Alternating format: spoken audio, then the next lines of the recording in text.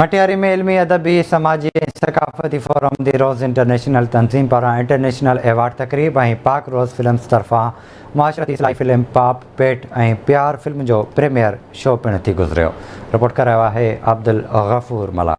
मटियारी जे इल्मी अदबी समाजी सकावती फोरम दी रोज़ इंटरनेशनल मटियारी जी 9 सालियानी दी रोज़ international award तकरीब पाक रोज़ फिल्म जे तरफ़ां माशरते इस्लाही फिल्म पाप पेट प्यार फिल्म जो प्रीमियम शो पिण थी गुज़रियो।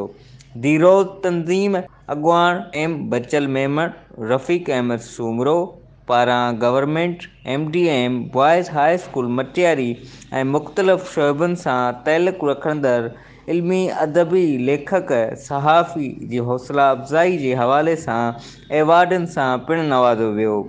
जॾहिं त तक़रीब जा महिमान अॻूणो सूबाई वज़ीर अॻूणो MPA सैयद हाजी जलाल शाह जामोद, फंक्शन लीग अॻवान नसीर मेमण ॿियनि सिविल सोसाइटी लेखक अदीब अदाकार फ़नकार मुख़्तलिफ़ शख़्सियतुनि जे माण्हुनि वॾे अंग में शिरकत कई। तक़रीब में मौजूदु महिमान ख़ासि चयो त ही वॾो साल पूरो वीचारा महिनत कनि था, ख़ासि तौर ते ही जेको द इंटरनेशनल फोरम ते ही कमु कनि था, न सिर्फ़ु मटियारी पर हिननि जा मटियारी खां ॿाहिरि ताईं बि ही ख़िदमत कनि था ऐं माण्हुनि खे आणीनि था, यानी कि शाबत ऐं जस हुजे असांजे मटियारी जे लाइ। ख़ासि तौर ते मटियारी खे ही जेको कुझु हासिलु कंदा, मटियारी में एॾा सुठा सुठा माण्हू घुराईनि था, हिते जा 10 माण्हू अचनि था, उन मां कुझु न कुझु मटियारी जो माण्हू सिखे थो, पिराए थो, उनजी स्पीचिस मां उनजे पंहिंजे तजुर्बनि मां हिनखे ॿुधाइनि था। अला साईं हिनखे जस ऐं शाबत रोज़ नालो ई ख़ुशबू आहे जेको हिन ॿूसट में हिन अजीब क़िस्म माहौल में ही जेको असांजा जेके लिकल जेके किरदार आहिनि, लिकल जेके अदीब आहिनि, उन्हनि खे ही एवार्ड ॾियनि पिया। मटियारीअ जी तारीख़ में पहिरियों दफ़ो हिकिड़ो नओं इनकलाब आयो आहे त पहिरियों दफ़ो वीडियो ते असां मटियारीअ जी फिल्म ॾिठी आहे। असां सभिनि लाइ बेस्ट विशेस आहे। कल्चर वारनि खे, सरदार शाह खे, मिनिस्टर ऑफ कल्चर खे, नगारी साहब खे, सेक्रेटरी ऑफ कल्चर खे, हिननि माण्हुनि खे प्रोमोट करणु घुरिजे। टीम असांजी जेका हूंदी आहे उहा गुलदस्तो हूंदी आहे, हिकिड़ी चैन हूंदी आहे असांजी।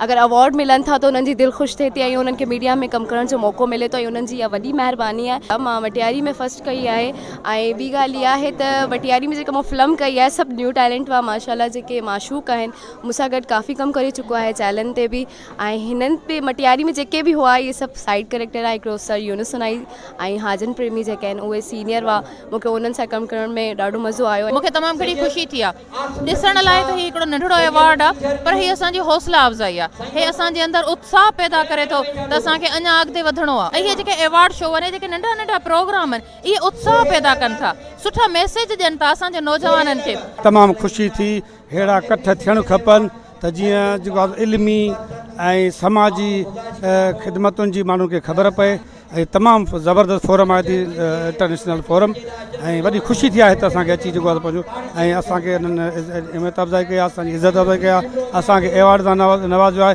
ऐं असां दुआ घुरायूं त अलाह करे इहे तंज़ीम जेको आहे अॻिते हली कामयाबी माणे ऐं सिंध जे लाइ ख़िदमत करे। जॾहिं तक़रीब में सहाफ़िन जिन अब्दुल गफूर मल्ला, फरहान शेख, आरिफ मल्ला, मुख़्तलिफ़ शख़्सियतुनि समेत ॿियनि खे ममता एवार्ड ॾिना विया।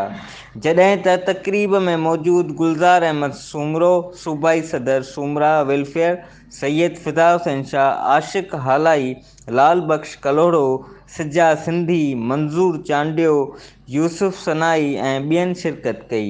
ऐं वॾे तइदाद में सिविल सोसाइटी मुख़्तलिफ़ शोबनि सां तइल्लुक़ रखंदड़ माण्हुनि शिरकत कई।